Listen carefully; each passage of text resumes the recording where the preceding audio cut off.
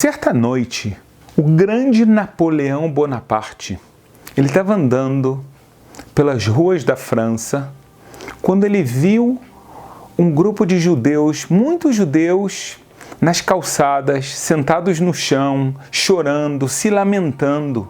Ele falou: o que aconteceu com eles? Que decreto? Esse aqui é o meu reinado. O que aconteceu? Ele começou a perguntar. Ele foi para o judeu e falou: o que aconteceu? Por que vocês estão chorando? Que tragédia aconteceu com vocês? E um dos judeus falou: o nosso grande templo de Jerusalém foi destruído. Ele falou: meu Deus, eu não ouvi falar nada disso. Quando foi isso? Ele falou: foi há mais de 1500 anos atrás. Ele falou: meu Deus do céu, eu nunca vi isso na minha vida. Um povo que guarda com esse fervor os seus valores, um dia vai voltar a assumir o seu papel na história. Essa história verdadeira, ela conta pra gente algo muito importante no calendário judaico. A gente tem um dia chamado 9 do mês de Av, ou em hebraico, Tisha B'Av. Esse dia, historicamente, aconteceram algumas tragédias. A destruição do primeiro Beit HaMikdash, o primeiro grande templo construído pelo rei Salomão. Seria coincidência que o segundo Beit HaMikdash também foi destruído nesse mesmo dia. O primeiro pelos babilônios, o segundo pelos romanos.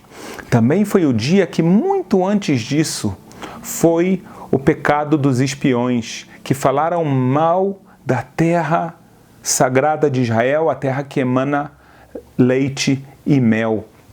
Então a gente tem algumas coisas que aconteceram nesse dia. Na verdade, durante a história também ocorreram tragédias com o povo judeu nesse dia.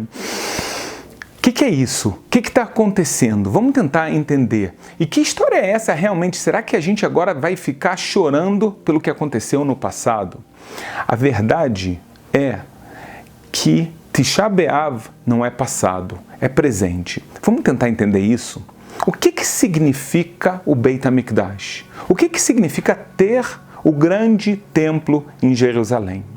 Então, a Torá nos conta, a Torá nos ensina que o objetivo de Deus com a gente nesse mundo é que a gente traga Ele de novo a viver nesse mundo.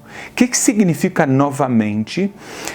Igual, da mesma forma, quando Deus criou o mundo e Ele criou Adão e Eva, e eles viviam no que a gente chama em português de paraíso, em hebraico melhor explicado no Gan, no jardim, bem perto do Éden.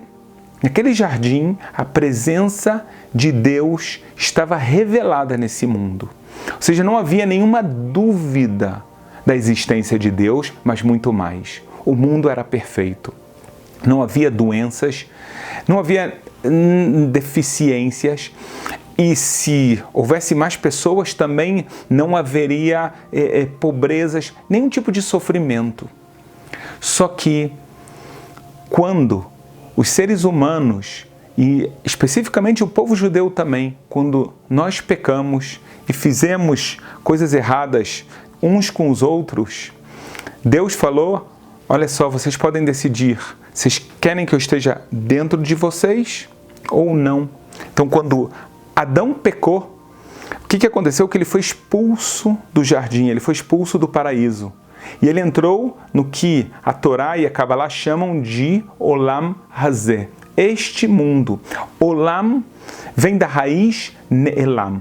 Deus está oculto no mundo. É verdade, eu acho que a gente vê as pegadas, as marcas que Ele deixa no mundo, na natureza, nas nossas vidas. Mas ainda assim, Ele está oculto. Mas é muito mais do que está oculto, pessoal.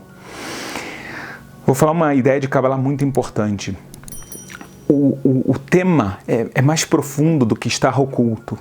Deus, Ele se limitou demasiado agora nesse mundo, ou seja, a influência de Deus no mundo é muito limitada, porque de alguma forma a gente tirou Ele desse mundo.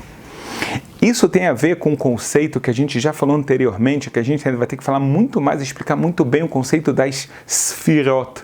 As Sfirot, as contagens que são como filtros da influência de Deus. Só que hoje em dia esses filtros estão demasiado fortes. Por isso a gente vê no mundo injustiça, dores, mortes e etc.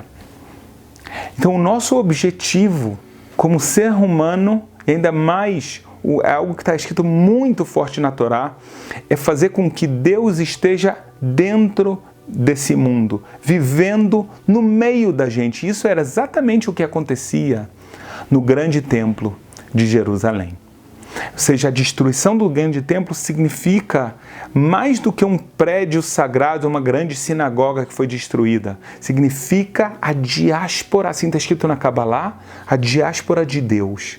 Como que Deus foi obrigado a sair da sua casa, porque de alguma forma nós expulsamos ele. Mas isso não é passado, isso é presente. Por quê? Porque até agora Deus não está entre nós. A gente não voltou a ter a presença de Deus revelada nesse mundo. E é isso o que a gente lembra, reflete nesse dia de 9 do mês de Av. É algo tão importante, é algo tão universal. Essa missão realmente é universal. Ela depende de cada um de nós. E como é que a gente faz isso, então? Os nossos sábios escrevem que especialmente o segundo grande templo foi destruído pelo ódio gratuito. Ódio gratuito. Não fui com a cara dessa pessoa. Ou eu tinha como ajudar outra pessoa. E vocês sabem que existe em hebraico uma palavra que fala stam. À toa, por nada. Não fiz a minha parte. Dentro de casa, fora de casa, entre eu e Deus, mas muito entre o homem e o semelhante. Deus, ele escreve na Bíblia que nós somos como se fôssemos filhos dele. Se nós somos filhos de Deus, quer dizer que nós somos irmãos. Um pai, uma mãe, a última coisa que ele quer ver na vida é seus filhos brigando ou seus filhos não ajudando uns aos outros. Imagina, tem um filho, um irmão que está muito bem de vida, outro não tem o que comer. Pode existir isso de um filho um irmão não ajudar o seu irmão que foi criado junto com ele? Não existe isso. Isso é uma crueldade. Então Deus está esperando da gente, para ele voltar, que os filhos dele façam paz, se importem uns com os outros, melhorem. Então uma das coisas que a gente mais faz nessa época, essa época que tem um luto, o luto da destruição do Beit HaMikdash, é tentar melhorar as nossas relações interpessoais, melhorar meu relacionamento com a minha esposa, com os meus filhos, com os meus amigos. Eu estar mais atento e mais sensível e ter mais empatia com o que acontece com o mundo. Fazer minha parte. Então, a gente está vendo que a história de Napoleão, que ele viu que aquele povo, viu aqueles judeus que estavam lamentando, eles estavam lamentando a destruição do grande templo hoje, naquela época, e a mesma coisa a gente está fazendo hoje. E a gente tem a promessa de Deus que um dia essa situação vai acabar e que a gente pode fazer a nossa parte para isso acabar. Eu quero aproveitar e falar um pouco das leis do 9 de Av de Tisha B'Av. As leis principais desse dia são, antes de tudo, um jejum de 25 horas. Ele começa com o pôr do sol e ele vai até a saída das estrelas do dia seguinte. A gente, nesse dia, não toma banho, a gente não escova os dentes. Nesse dia, as relações íntimas entre maridos e esposas estão proibidos. A gente não usa sapato de couro, a gente pode usar sapato de pano, de borracha, de outras coisas, mas não algo importante. Vocês sabem que o estudo da Torá, ele traz muita alegria. Então a gente só estuda trechos, partes da Torá que são menos alegres. Só isso a gente pode fazer. Essa é uma mensagem, como eu falei, muito importante e que no povo judeu, quando a gente tem um jejum, a gente tem um dia assim tão significativo, a gente fala que o mais importante não é o jejum, e sim a reflexão e a consequente mudança de atos que a gente pode ter pelo benefício do choque do jejum. Então que a gente passe por isso e que a gente consiga trazer Deus de novo para esse mundo. E aí a gente vai estar fazendo a maior missão, a mais importante, a mais bonita que a gente pode fazer.